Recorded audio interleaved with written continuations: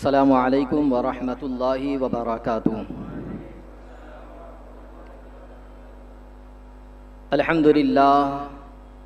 अल्हम्दुलिल्लाहि व कफ़ा वस्सलातु वस्सलामु अला इबादिहिल्लज़ीना इस्तफ़ा खुसूसन अला सय्यिदिना व नबिय्यिना व शफ़ीइना व मौलाना अहमदिनिल मुज्तबा मुहम्मदिनिल मुस्तफ़ा व अला आलिहि व अस्हाबिहि ज़विल इज्तिबाइ वल इह्तिदाइ व अलैना मअहुम व लहुम व फ़ीहिम इला यौमिल जज़ा।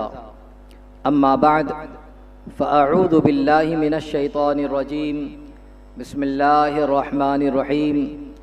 अल्लज़ीना युनफ़िक़ूना फ़िस्सर्राइ वद्दर्राइ वल काज़िमीनल ग़ैज़ वल आफ़ीना अनिन नास वल्लाहु युहिब्बुल मुहसिनीन। सदक़ल्लाहुल अज़ीम। मैं जिस तरीक़े से आप हज़रात को पढ़ाऊँ, मेरे साथ मिलकर आवाज़ बुलंद पढ़ें। अस्सलातु वस्सलामु अलैका या रसूल अल्लाह, अस्सलातु वस्सलामु अलैका या हबीब अल्लाह, अस्सलातु वस्सलामु अलैका या नबी अल्लाह व अला आलिका व अस्हाबिका या नूर अल्लाह सल्लल्लाहु तआला अलैहि वसल्लम। मैंने जिस आय करीमा की तलावत का शरफ़ हासिल किया, अल्लाह जल्ल शानहू इसके मुताल्लिक़ मुझे हक़ कहने और आप सबको हक़ सुनने और हम तमाम को इस पर अमल करने की तौफ़ीक़ रफ़ीक़ अता फ़रमाएँ। कारवाने सब्र के सालार ज़ैनुल आबिदीन, दीन हक़ के मरकज़े अनवार ज़ैनुल आबिदीन। मंजिल अहले रज़ा है आपका नक्शे कदम, मंजिल अहले रज़ा है आपका नक्शे कदम, फ़िक्र का बेमिसल है मियार ज़ैनुल आबिदीन। बिन लड़े जिसने यजीदी फ़ौज को दे दी शिकस्त, बिन लड़े जिसने यजीदी फ़ौज को दे दी शिकस्त, आप हैं वो सब्र की तलवार ज़ैनुल आबिदीन। और दुश्मनों ने भी अमा पाई दरे सज्जाद से, दुश्मनों ने भी अमा पाई दरे सज्जाद से, खैर व बरकत का है वो किरदार ज़ैनुल आबिदीन, खैर व बरकत का है वो किरदार ज़ैनुल आबिदीन। और आपकी निस्बत से रोशन रूहानी निस्बतें, आपकी निस्बत से हैं रोशन रूहानी निस्बतें, औलिया के पेशवा सरदार ज़ैनुल आबिदीन, औलिया के पेशवा सरदार ज़ैनुल आबिदीन। और बेनवा सागर पे भी चश्मे इनायत कीजिए, बेनवा सागर पे भी चश्मे इनायत कीजिए, बज़्म जां के मालिको मुख्तार ज़ैनुल आबिदीन। मेरे प्यारे आका सल्लल्लाहु अलैहि वसल्लम के प्यारे दीवानों, 18 मुहर्रमुल हराम शरीफ, जिसको निस्बत शहज़ादे इमाम अली मकाम शहज़ादे इमाम हुसैन रदियल्लाहु मौला तबारक व तआला आप ही की ज़ात वाला तबार से इमाम ज़ैनुल आबिदीन रदियल्लाहु मौला तआला को निस्बत हासिल है। और आज हम इस निस्बत के साथ यहाँ पर जमा हुए हैं और आपकी बारगाह में खराज अक़ीदत भी पेश करेंगे इंशाअल्लाह। तो मेरे आका अलैहिस्सलातु व तस्लीम के प्यारे दीवानों, आप देखें कि इंसान दुनिया में आया है और वो अपनी औलाद की तरबियत भी करता है।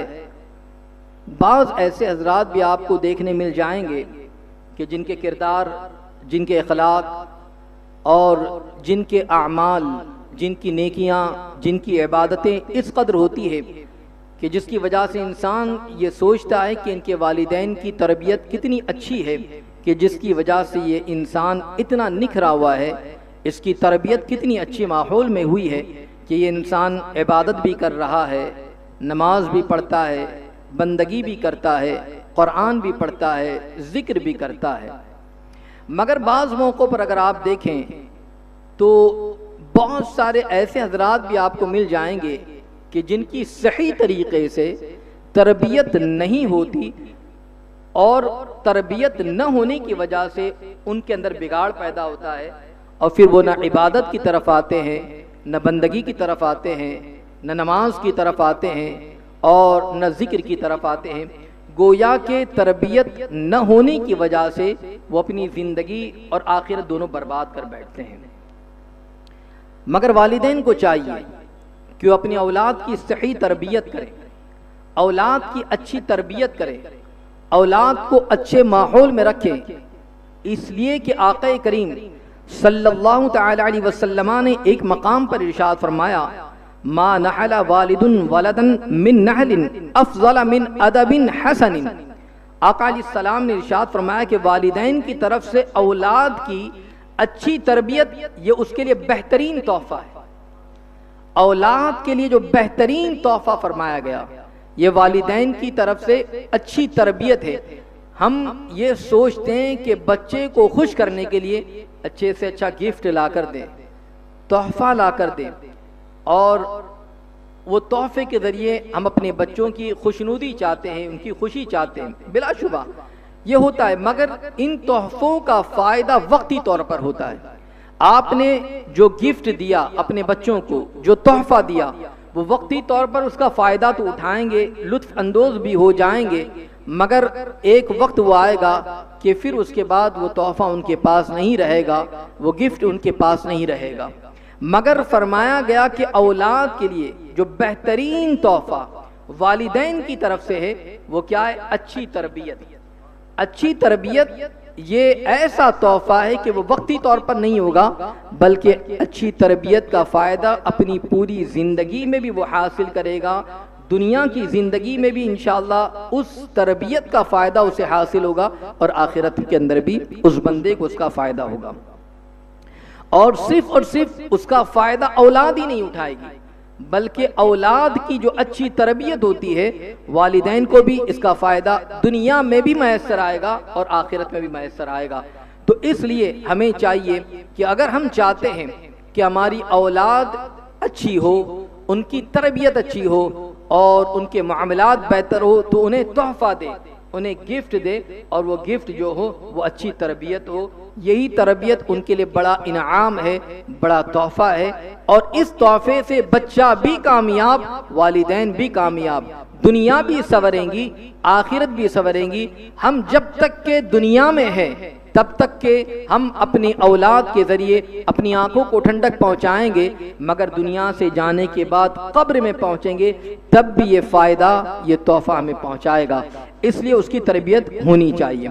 अब आप देखें कि जब हम आम तौर पर ये समझते हैं कि जिनकी तरबियत से बच्चा फ़ायदा उठाता है और कामयाब हो जाता है, जिनकी तरबियत इमाम हुसैन ने की हो, जिनकी तरबियत इमाम हसन मुजतबा ने की हो, जिन्होंने अपनी ज़िंदगी के 2 साल मौला अली कर्रमल्लाहु तआला वजहुल करीम के गोद में भी गुजारे हो, तो फिर उस बच्चे का आलम क्या होगा? उनकी तरबियत किस अंदाज की होगी, उनकी ज़िंदगी कैसी होगी, फिर उनके तकवा का आलम क्या होगा, उनकी परहेजगारी का आलम क्या होगा, उनकी बंदगी का आलम क्या होगा, उनकी इबादत का आलम क्या होगा, उनके सब्र का आलम क्या होगा, उनके इस्तकामत का आलम क्या होगा, और फिर उसके साथ साथ में उनकी खशियत खुदाबंदी का आलम क्या होगा।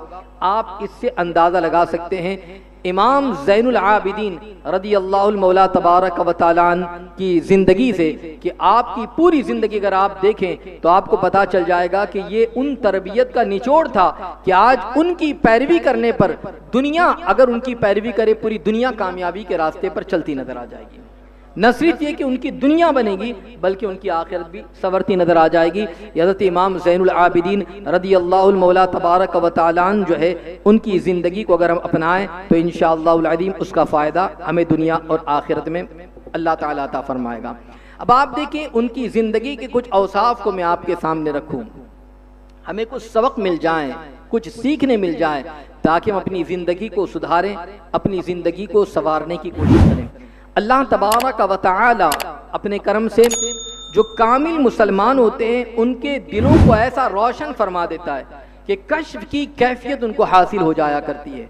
उनकी फिरासत जो होती है वो लोगों के अहवाल को जान लिया करते हैं, भांप लिया करते हैं, देख लिया करते हैं, और अल्लाह तबारक व तआला ऐसे मुसलमानों को वो ताकत अता फरमाता है, वो कुव्वत अता फरमाता है, और फिर वो साहिब बसीरत भी कहलाते हैं, साहिब फरासत भी कहलाते हैं। और उसमें जितना ईमान कामिल होगा वो शख्स उतना ही ज़्यादा कामिल साहिब बसीरत होगा, साहिब फरासत होगा। ईमान जितना बढ़ता जाए ये चीज़ उनमें उतनी ज़्यादा होती नजर आएगी। इसीलिए अगर आप देखें हज़रत सैयदना अबू सईद साद बिन मालिक खुदरी रज़ियल्लाहु मौला तबारक व तआला से रिवायत है कि आक़ा करीम नूर मुजस्सम सल्लल्लाहु तआला अलैहि वसल्लम ने इरशाद फरमाया, इत्तक़ू फ़िरासतल मुमिन फ़इन्नहु यंज़ुरु बिनूरिल्लाह।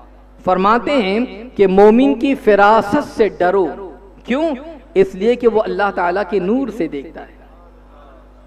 मोमिन जो कमाल ईमान को पहुंच जाते, कैफियत ये होती है, उनकी बसारत का आलम ये होता है कि फिर वो जो है अल्लाह के नूर से देखता है। तो इसलिए अपनी जो है पोशीदा चीज़ें जो है उन पर आया हो जाती है, जाहिर हो जाती है, मुनकशिफ हो जाती है। इसलिए फरमाया गया कि मोमिन की फिरासत से डरो। अल्लाह अकबर। अब मैं आपको बताऊं तो आपको पता चल जाएगा कि आक़ा करीम सल्लल्लाहु अलैहि वसल्लम ने जब ये इरशाद फरमाया, उसके बाद आक़ा अलैहिस्सलाम ने एक आयत मुबारका की तिलावत फरमाई और फरमाया, इन्न फी ज़ालिका लआयातिल लिल मुतवस्सिमीन। क्योंकि फरमाया बेशक इसमें फिरासत वालों के लिए निशानियां हैं। अल्लाह के रसूल अलैहिस्सलातु तस्लीम ने जो है ये आयत मुबारका तिलावत फरमाए। अगर हम इमाम ज़ैनुल आबिदीन रज़ियल्लाहु मौला तबारक व तआला की ज़िंदगी के अंदर इस चीज़ को देखते हैं तो आपको अल्लाह ने जो बहुत सारी खूबियाँ अता फरमाई थी, उनमें अल्लाह ताला ने आपको वो फिरासत और वो बसारत अता फरमाई थी। ऐसे आप मालिक थे कि अल्लाह अकबर ईमान के उस कमाल को आप पहुंचे हुए थे कि वो दिलों के अहवाल को जान लिया करते थे। अल्लाह तबारक व तआला ने उनको वो बसीरत अता फरमाई थी, जिसको मैं आपको बताऊं तो आप खुद समझ जाएंगे कि हज़रत इमाम ज़ैनुल आबिदीन रज़ियल्लाहु मौला तबारक व तआला की शान कितनी बुलंद बाला है। करबला का वाक़या कौन नहीं जानता, बड़ा दिल दहलाने वाला वाक़या आपने समाअत किया। जो कुछ भी मामलात हुए वो सारी के सारी चीज़ें आप जानते हैं।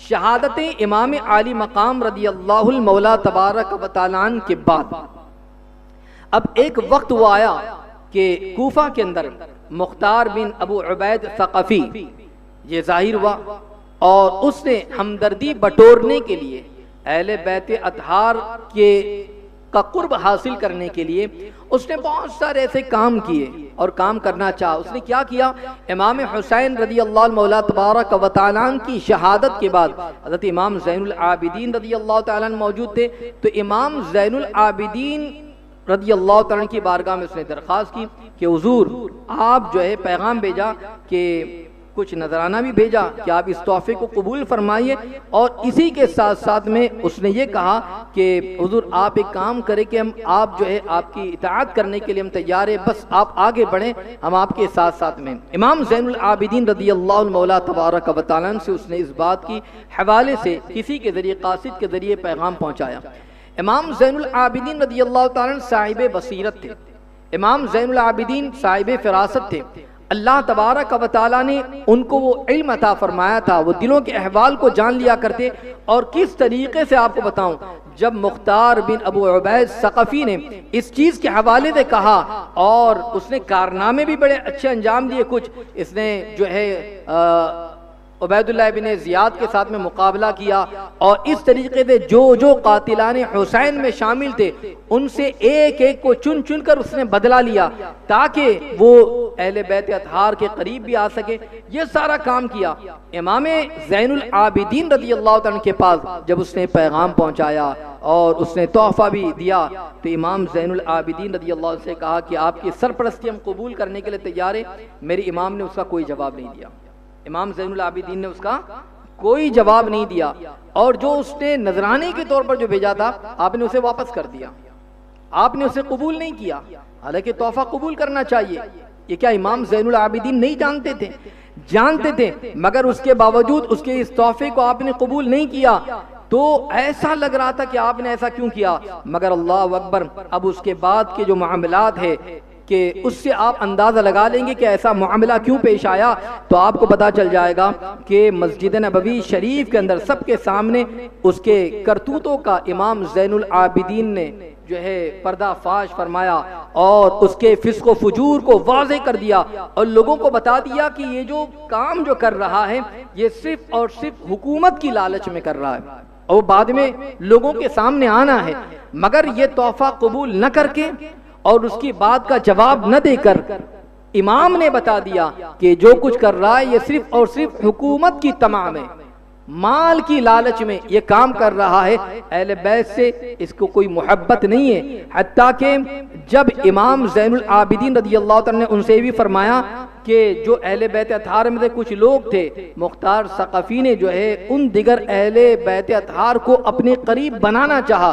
तो इमाम ज़ैनुल आबिदीन ने उनको भी रोका कि तुम इनके करीब ना होना, इसलिए कि ये शख्स झूठा है, मफाद परस्त है, हुकूमत का लालची है, दौलत का लालची है, इसलिए उनके करीब न जाएं। ये इमाम ज़ैनुल आबिदीन रज़ियल्लाहु तआला ने पहले बता दिया।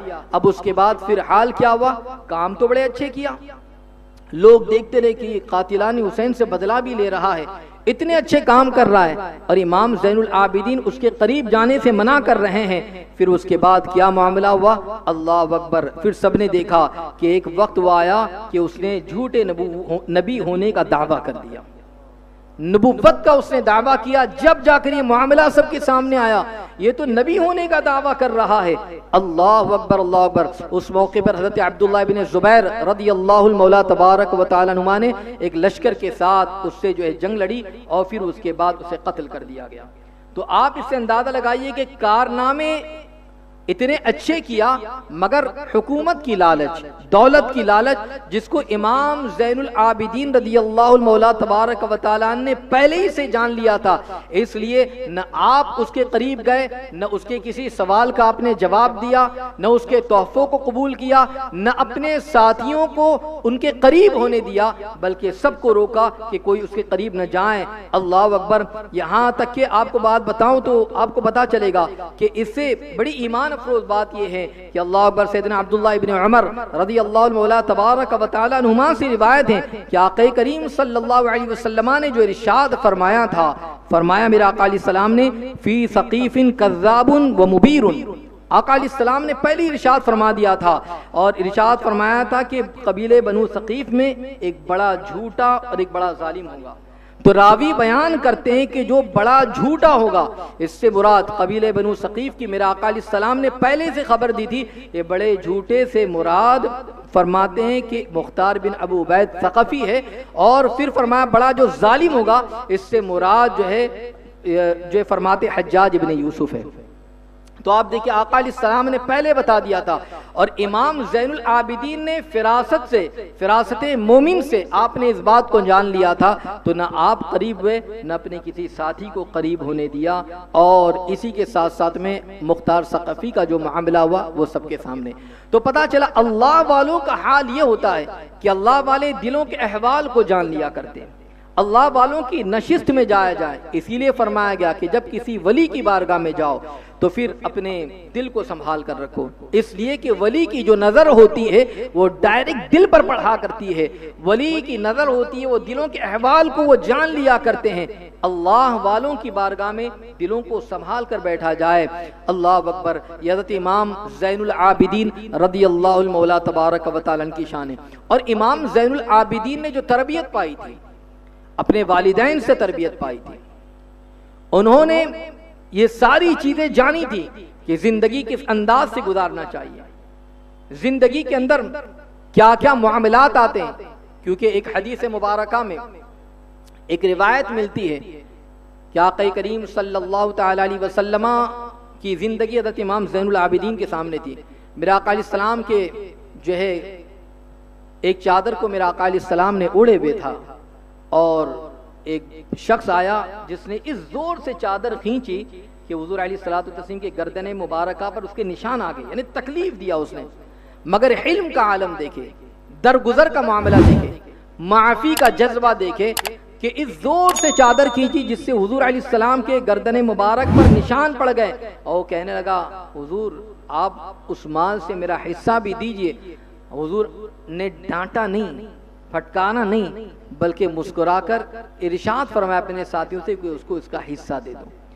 इससे आका अलैहिस्सलाम के हिल्म का अंदाज़ा आप लगा सकते हैं, आपके सब्र का अंदाज़ा लगा सकते हैं, आपकी मुआफ़ी का अंदाज़ा लगा सकते हैं। और अल्लाह तबारक व तआला ये हिल्म वाला है, अल्लाह तबारक व तआला हिल्म वाला है और वो उसे पसंद भी फरमाता है। और उसके बंदे भी हिल्म और बुर्दबारी का जो मुजाहिरा करते हैं। मगर हिल्म का जो है आसान लफ्ज़ों में आपको अगर माना बताऊं तो ये है कि गुस्सा आ जाए, गैज़ व गज़ब में आदमी हो और उस मौके पर आदमी बदला लेने की ताकत भी रखता हो, मगर उसके बावजूद भी बदला न ले, माफ़ कर दे, जिसको हिल्म कहते हैं। अब आइए मैं आपको बताऊं, अल्लाह तबारक व तआला हिल्म फरमाने वाला, जैसा उसकी शान के लायक है, उसकी शान के लायक वो हिल्म फरमाता है और सबसे ज़्यादा हिल्म वाला है।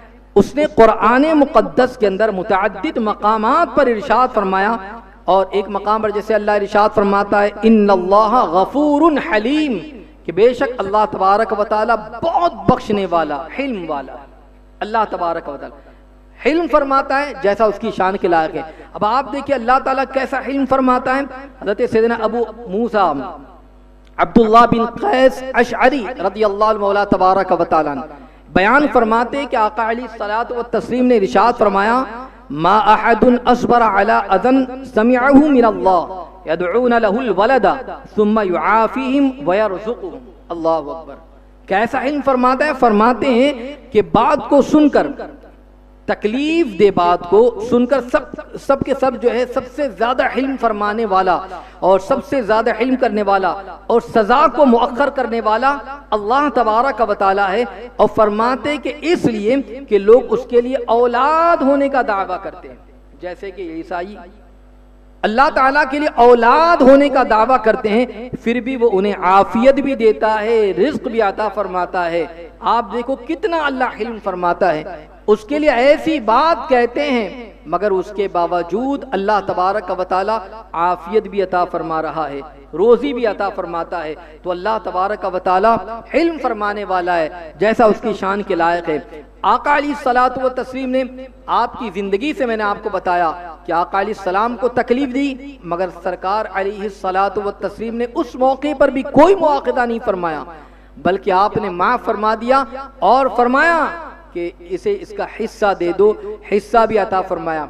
अगर यही चीज हुजूर की तरबियत में इमाम हसनैन करीबैन आका अलैहिस्सलाम की, जिन्होंने जो है कुछ वक्त सोहबत पाई, इमाम हुसैन रज़ियल्लाहु मौला तबारक व तआला की तरबियत में इमाम ज़ैनुल आबिदीन रज़ियल्लाहु तआला रहे। इमाम ज़ैनुल आबिदीन के अगर जिंदगी में हिल्म के हवाले से अगर हम देखें कि किस तरीके से इमाम ज़ैनुल आबिदीन हिल्म फरमाते हैं, आपके सब्र का मामला, आपके माफ कर देने का मामला, आपके दरगुजर करने का मामला, तो हमें भी सबक मिल जाएगा अपनी जिंदगी के अंदर। हमें भी चाहिए कि हर मोड़ पर ताकत होने के बावजूद इंतकाम नहीं लेना चाहिए, माफ भी कर देना चाहिए, दरगुजर भी कर देना चाहिए, अफ़्व कर देना चाहिए। ये हमें अपने असलाफ से, अपने बुजुर्गों से, इन औलिया अल्लाह से ये सबक मिलता है।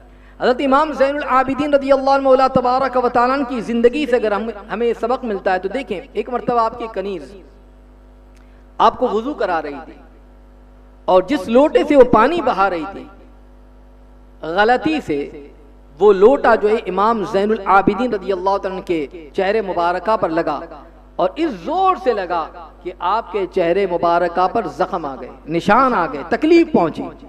हालांकि बेख्याली में मामला हो गया था, मगर फितरी चीज है कि इंसान को गुस्सा आ जाता है।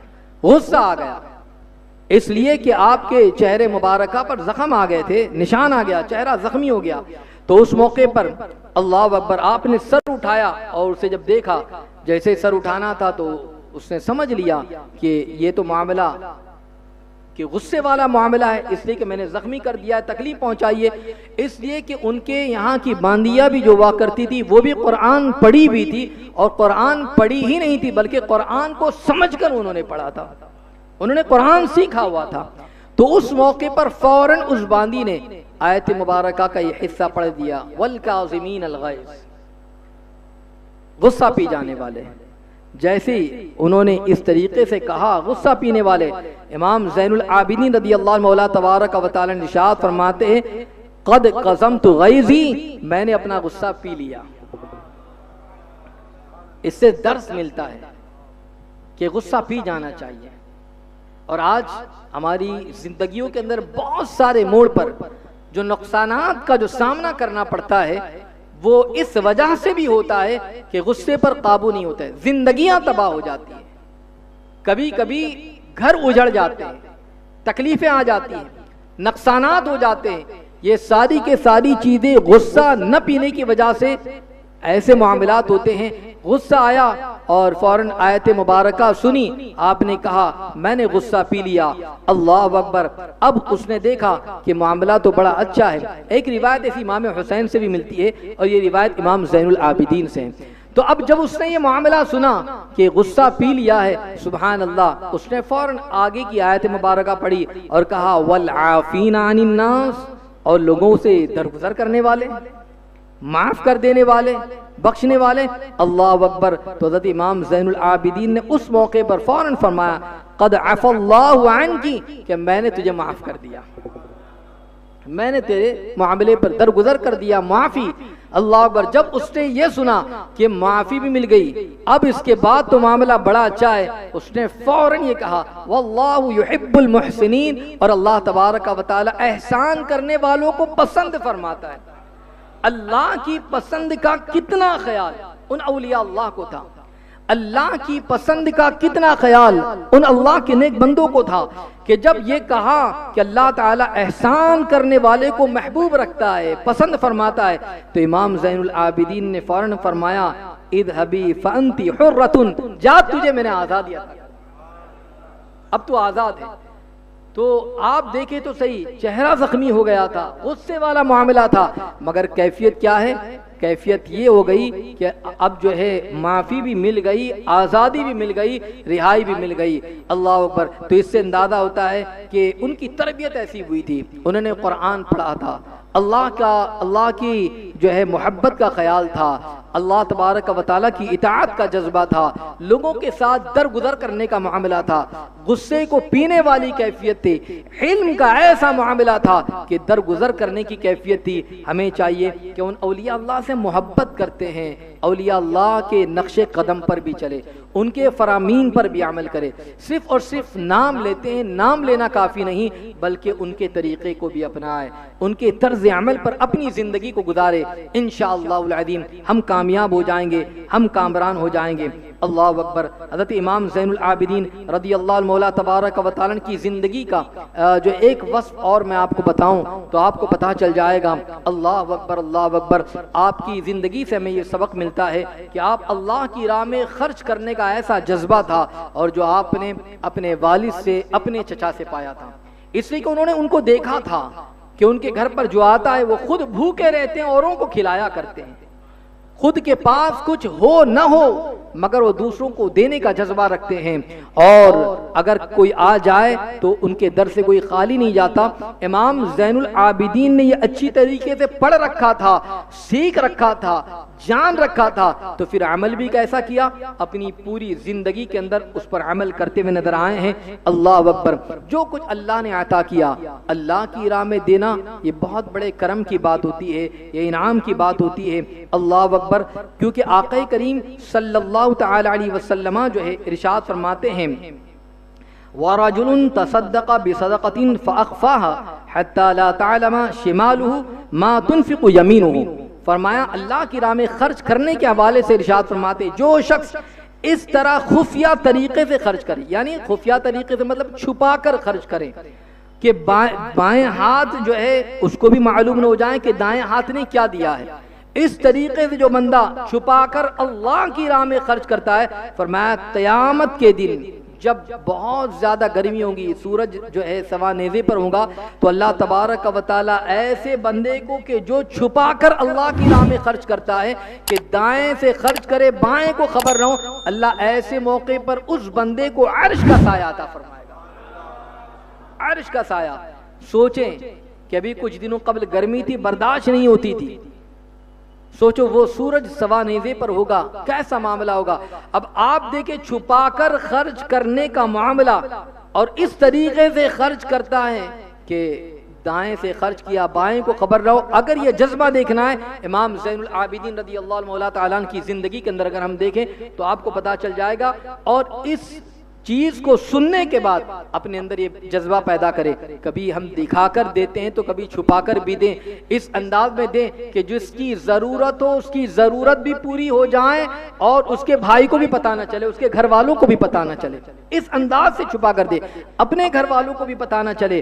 अल्लाह अकबर, अल्लाह अकबर। खामोशी से खर्च करने का मामला हज़रत इमाम ज़ैनुल आबिदीन रज़ियल्लाहुल मौला तबारक व तआला की जिंदगी से हमें मिलता है। मदीने मुनव्वरा के अंदर हज़रत इमाम ज़ैनुल आबिदीन 100 ऐसे खानदान, 100 ऐसे घर वालों की जो है आप अखराजात पूरी करते, खाने पीने के सामान मुहैया करते, 100 खानदानों के, 100 घर वालों के, कि अल्लाह अकबर, उन घर वालों को भी नहीं पता था कि हमारी मदद करता कौन है। उन घर वालों को भी नहीं, वो खुद हैरान थे कि हमारे घर में खाने का सारा सामान वक्त आते ही मिल जाता है, महीने के शुरू में मिल जाता है, मगर देता कौन है, घर के दरवाजे पर रखता कौन है, पहुंचाता कौन है, ये वो खुद हैरान थे। और उन्हें भी नहीं पता था कि ये करता कौन है। और ये राज कब फाश हुआ? ये राज हजरत इमाम ज़ैनुल आबिदीन रज़ियल्लाहुल मौला तबारक व तआला के इंतकाल के बाद फाश हुआ। वो इस तरीके से कि जब इमाम ज़ैनुल आबिदीन रज़ियल्लाहु तआला का विसाले मुबारक हुआ और उसके बाद रात की तारीकी में जो उनके घर पर जो कुछ भी मिला करता, खाने पीने की चीजें, जो बोरियां वहां पर पहुंचती, अब वो न पहुंची। और ऐसा मामला हुआ, फरमाते हैं कि विसाल अक़दस के बाद मामला ये हुआ, एक चीज़ तो ये कि उनके विसाल के बाद वो चीज़ें नहीं पहुंची, तो समझ में आ गया कि इमाम ज़ैनुल आबिदीन मदद करते थे। और दूसरी चीज़ ये है कि आपके जिस्म मुबारका पर जब देखा गया, कांधे मुबारका पर, पीठ मुबारक पर, तो उन बोरियों के निशान थे। उन निशान से पता चला कि इमाम ज़ैनुल आबिदीन जैसी जात वो अपने कांधों पर बोरियां उठा उठा कर उन गरीबों की मदद किया करते, उन गरीबों के घरों तक खाना पहुंचाया करते, मगर उन घर वालों को भी नहीं पता था कि हमारे घर पर पहुंचाने वाली अगर कोई जात है तो शहजादे इमाम हुसैन है। वो नबी के नवासे और नबी की आल है कि जो हमारे घरों पर खाना पहुंचाया करते, किसी को नहीं पता था। तो ऐसे लोगों के हवाले से फरमाया गया कि किसी को खबर तक न, अल्लाह ऐसे को अल्लाह अर्श का साया अता फरमाएगा।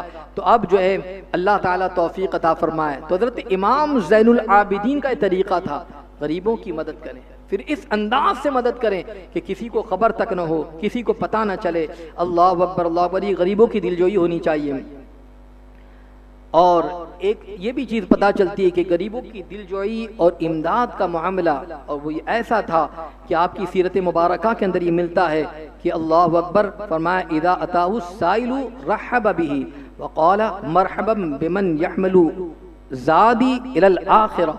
आप फरमाते हैं जो है देने के हवाले से इरशाद फरमाते कि इमाम ज़ैनुल आबिदीन रज़ियल्लाहु अन्हु की बारगाह में कोई सवाली आता तो आप खुशी का इजहार करते हुए इरशाद फरमाते कि उसे खुश आमदीद, वेलकम करते, मरहबा करते, और फरमाते जो मेरा तोशा उठाकर आखिरत तक पहुंचा देगा। यानी मैं इसे दे रहा हूँ, कुछ दे रहा हूँ सामान, तो ये गोया मेरा तोशा उठा रहा है, मेरा सामान उठा रहा है, और ये सामान उठाकर ले जा रहा है तो सिर्फ और सिर्फ ये अपने घर तक नहीं पहुँचाता, बल्कि ये मेरा सामान उठाकर आखिरत तक पहुँचा रहा है, या आखिरत में काम आने वाला है। हज़रत इमाम ज़ैनुल आबिदीन रज़ियल्लाहु मौला तबारक व तआला की ज़िंदगी से दर्स मिलता है। ये सबक जो हमें मिल रहा है आज, अगर हम देखें तो आज सोशल मीडिया का दौर है। आज अगर कोई थोड़ी मदद करता है तो फौरन सोशल मीडिया पर उसकी वीडियो वायरल करता है, उसकी तस्वीर वायरल करता है, अखबारात के अंदर ये सारी चीज़ें शो करता है, अपने नाम का इजहार करता है। आप देखें कि अल्लाह की राह में इस अंदाज से भी दें ताकि अल्लाह तबारक व तआला की भी रिज़ा हासिल हो जाए, और उन लोगों के नक्शे कदम पर चलें ताकि हमें पता चल जाए कि उनकी उनकी ज़िंदगी तय्यबा पर अमल करने का कितना बड़ा फ़ायदा है। वरना अगर कोई दिखावे की नीयत से अगर करें तो उसका फ़ायदा तो ये होगा कि वाहवाही मिल जाएंगी, हाँ आपने बड़ी मदद की, आपने बड़ा हम पर करम किया, मगर उसके बाद अज्र से, आखिरत के अज्र से वो महरूम हो जाएंगे। इसलिए अल्लाह वालों के इन नक्शे कदम पर चले और उनके तरीक़े को अपनाएं, और उनके तरीक़े को अपनाने में इंशाअल्लाह कामयाबी और कामरानी मैसर आ जाएंगी। इसी के साथ साथ में हज़रत इमाम ज़ैनुल आबिदीन की ज़िंदगी का एक सबक आपको ये भी बता दूँ। आजकल इस तरीक़े के मामलात होते हैं कि आजकल जो है हमारे बहुत सारे भाई या तो अपने वालिदैन का ख्याल नहीं करते, या उनकी बेअदबियाँ करते हैं, उनकी गुस्ताखियाँ करते हैं, उनको गालियाँ देते हैं और उनको बुरे भले जो है जुमले कहते हैं। यहाँ तक कि माअज़ अल्लाह कभी कभार ऐसी भी नौबत आ जाती है कि वालिदैन पर हाथ उठा बैठते हैं। याद रखें, अल्लाह से डरें। अल्लाह तबारक व तआला ने कुरान मुक़द्दस के अंदर वबिल वालिदैन एहसाना फरमाया है, वालिदैन के साथ एहसान करो, वालिदैन के साथ भलाई करो। और अगर ये जज्बा देखना है प्रैक्टिकल तौर पर तो सुभान अल्लाह, इमाम ज़ैनुल आबिदीन की ज़िंदगी से आपको बताऊं ताकि आपको पता चल जाएगा इमाम ज़ैनुल आबिदीन रज़ियल्लाहु मौला तबारक व तआला अपने वालिदैन के साथ किस तरीके से उनके साथ हुस्न सुलूक, उनके साथ भलाई का मामला। अल्लाहु अकबर, अल्लाहु अकबर। इमाम ज़ैनुल आबिदीन रज़ियल्लाहु तआला की जो सीरत मुबारक है, ये हमारे लिए मीनार नूर है, जिंदगी गुजारने का एक बड़ा सलीका है, और अगर कोई उन पर अमल कर ले तो कामयाब हो जाएगा। आप देखें कि इमाम ज़ैनुल आबिदीन रज़ियल्लाहु तआला जिन्होंने 22 साल तक अपने वालिद मोहतरम के साथ साथ रहे, और जब करबला के मैदान में आप शहीद हो गए, अब वालिदा के साथ रहते रहे। अल्लाह अकबर, अल्लाह अकबर। वालिदा के साथ रहे, यहाँ तक के सीरत निगारों ने लिखा वालिदा का एहतराम, उनका अदब इमाम ज़ैनुल आबिदीन रज़ियल्लाहु तआला की जिंदगी से। तो अल्लाह अकबर फरमाते हैं, ला याकुलु मआ उम्मिही फी सफ़हतिन व कान अबर्रन नास बिहा।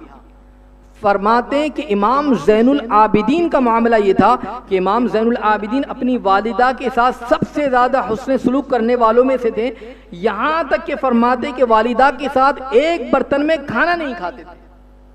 अदब की वजह से, एहतराम की वजह से वालिदा के साथ एक बर्तन में खाना नहीं खाते थे। अब आप कहेंगे कि एक बर्तन में खाना खाने में क्या बेअदबी है, तो इमाम ज़ैनुल आबिदीन रज़ियल्लाहु तआला की ज़िंदगी देखें।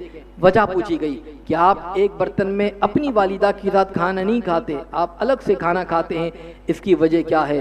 तो इमाम ज़ैनुल आबिदीन इसकी वजह को बयान करते हुए इरशाद फरमाते हैं, अख़ाफ़ु अन आकुला मअहा फ़तस्बीक़ु ऐनुहा इला शैइन मिन अत्तआमी व अना ला अअलमु बिही फ़अकलहु फ़अकूनु क़द अक़क़्तुहा।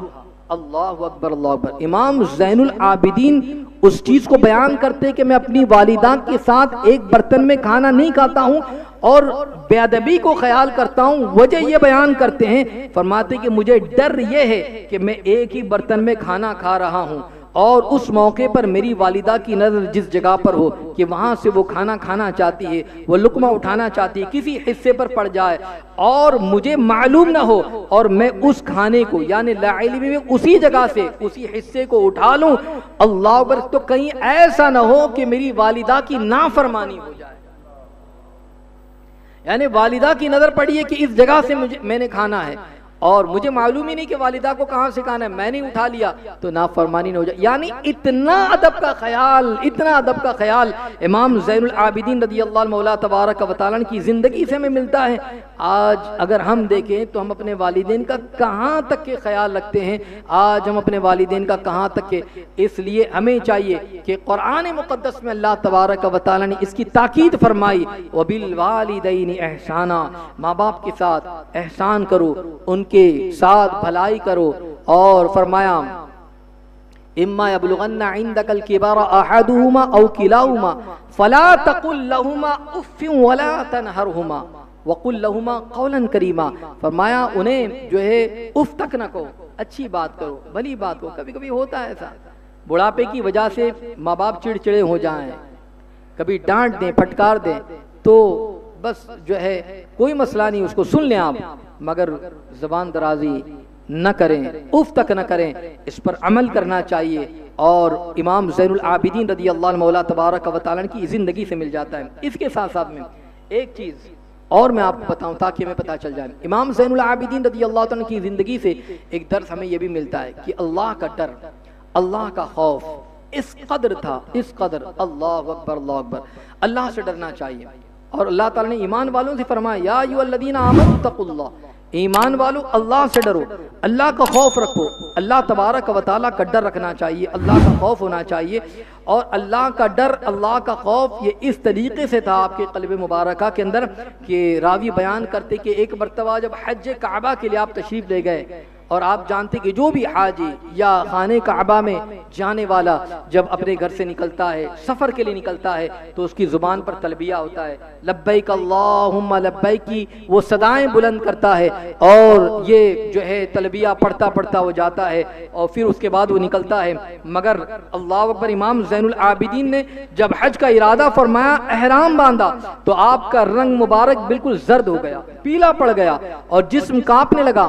यहाँ तक कि ज़ुबान पाक से लब्बैक अल्लाहुम्मा लब्बैक आप कह ही नहीं सके, बार बार कोशिश करते, मगर जिस्म पर कपकपी तारी हो रही है, घबराहट हो रही है, जिस्म जो है चेहरा जर्द पड़ गया है।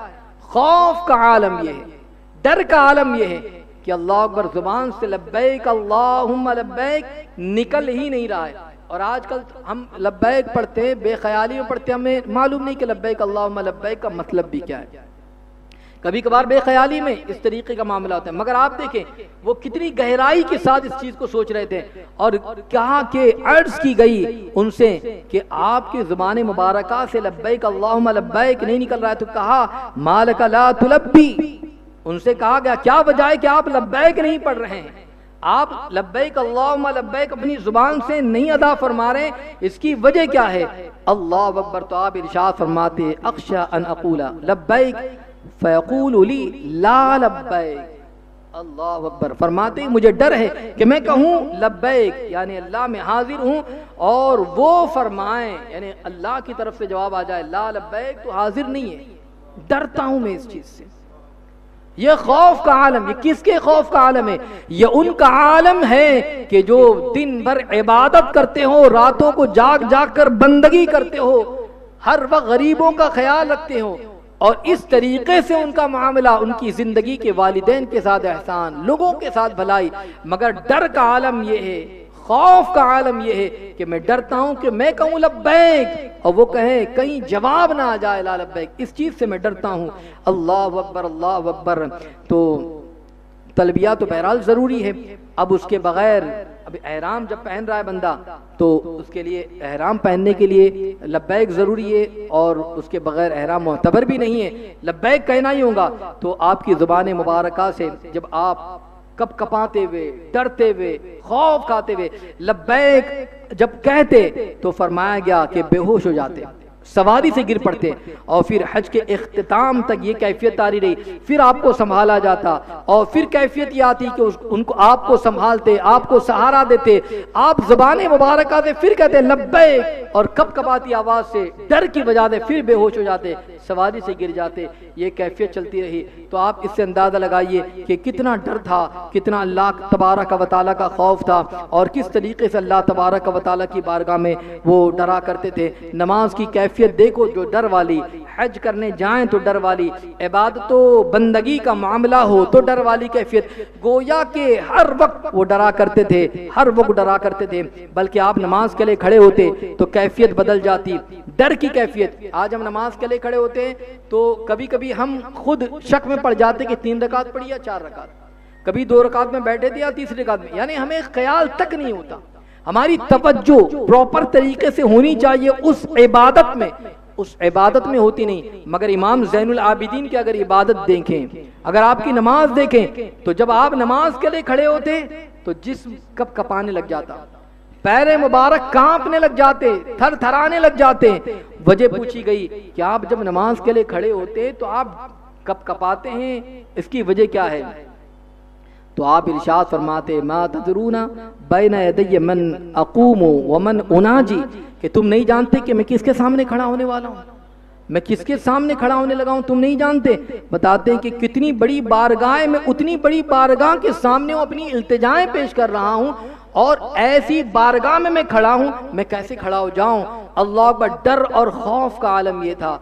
आज ज़रूरत इस बात की है कि इमाम ज़ैनुल आबिदीन रज़ी अल्लाहु मौला तबारक व तआला की ज़िंदगी से हम ये सबक लेकर जाएं। आपकी पूरी ज़िंदगी ये हमारे लिए नमूना है। आपकी पूरी ज़िंदगी को हम अगर अपनाने लगे तो इंशाअल्लाह उसमें कामयाबी होगी। आखिर में एक बात मैं ये कहूँगा और ये आपको जहन देना चाहूँगा। मैंने गुफ्तगू के आगाज़ में मैंने एक ही बात कही थी, एक जुमला आपसे कहा था, और वो ये था कि अपने बच्चों की अच्छी तरबियत करें, अपने बच्चों के साथ में जो है अच्छा ख्याल रखें, उनकी तरबियत का मामला हो, ये सारी चीज़ें होनी चाहिए। आखिर में आपको ये बताना चाहूँगा कि माँ बाप की जब तरबियत होती है तो बच्चों पर उसका असर होता है और अच्छा असर होता है। इमाम ज़ैनुल आबिदीन रज़ी अल्लाहु मौला तबारक व तआला खुद इरशाद फरमाते हैं उनकी ज़िंदगी के हवाले से कि उनकी ज़िंदगी तो इमाम हुसैन उनकी तरबियत फरमाई थी, इमाम हुसैन ने, उनकी वालिदा ने उनकी तरबियत फरमाई थी, और कितने हसीन अंदाज में फरमाई थी ये तो वो जानते हैं। बल्कि उनकी ज़िंदगी से एक दर्स ये बता दूं कि रसूल अल्लाह सल्लल्लाहु अलैहि वसल्लम की रातों के वक्त में बातें हुआ करती, दिन में हुजूर अलैहिस्सलाम की सीरत मुबारका जो है इमाम हुसैन बताया करते, ज़िंदगी में हुजूर अलैहिस्सलातु तस्लीम का तरीक़ा बताया करते। बल्कि खुद फरमाते हैं कुन्ना नुअल्लिमु मगाज़ियन नबी सल्लल्लाहु अलैहि वसल्लम कमा नुअल्लिमु सूरत मिनल कुरान। फरमाते हैं कि हमें रसूलुल्लाह सल्लल्लाहु अलैहि वसल्लम के ग़ज़वात मुबारका के वाक़यात ऐसे सिखाए जाते थे जैसे कुरान पाक की तालीम दी जाती हो। इस तरीके की तरह जब ऐसी तरबियत उनको की जाए, जब माँ बाप इस अंदाज से उनको तालीम दे, हुजूर के ग़ज़वात के वाक़यात ऐसे बताया जाए जैसे कुरान सिखाया जाता हो, तो फिर बच्चों के अंदर वो जज्बा भी पैदा होगा, वो बहादुरी भी पैदा होगी, वो खशियत भी पैदा होगी, वो जानिसारी और ईसार का जज्बा भी पैदा हो जाएगा, वो इबादत का जज्बा भी पैदा होगा, वो बंदगी का जज्बा भी पैदा होगा, वो खौफ भी पैदा होगा, वो इश्क़ रसूल भी पैदा होगा, वो मोहब्बत रसूल भी पैदा होगा। ये सारी चीज़ें होंगी। ये कब होगी? कि जब हम बच्चों को गिफ्ट देंगे। और अच्छी तरबियत ये सबसे अच्छा तोहफा है। अच्छी तरबियत सबसे अच्छा तोहफा है। माँ बाप अपने बच्चों की तरबियत, दीनी तरबियत पर खास तवज्जो दे ताकि उनके बच्चे सही मानों में अपनी ज़िंदगी सही तरीके से गुजार सके तो कामयाब रहेंगे इंशाअल्लाह। इमाम ज़ैनुल आबिदीन की पूरी ज़िंदगी अगर आप पढ़ते जाएं तो आपको ऐसी ज़िंदगी के बहुत सारे सुनहरे मामलात और जो है ज़िंदगी गुजारने के सलीक़े और उसूल मिल जाएंगे जिससे हम अपनी ज़िंदगी को सही तरीके से गुजार सकते हैं और गुजार कर कामयाब हो सकते हैं, कामयाब इंसान बन सकते हैं। तो इंशाअल्लाह ज़रूर इस पर अमल करेंगे। अल्लाह ताला हम तमाम को भी इंशाअल्लाह इमाम ज़ैनुल आबिदीन रज़ी अल्लाहु मौला तबारक व तआला के नक्श कदम पर मौला चलने की तौफीक अता फरमाए, उनके फ़रामीन पर अल्लाह ताला अमल की तौफीक अता फरमाए और मौला तबारक व तआला उनके बताए हुए बातों पर अमल की तौफीक अता फरमाए, उनके सदक़े हमारी और कुल उम्मत मुस्लिमा की मग़फ़िरत फरमाए। अस्तग़फ़िरुल्लाह अल अज़ीम अल्लज़ी ला इलाहा इल्ला हुवल हय्युल क़य्यूम व अतूबु इलैहि।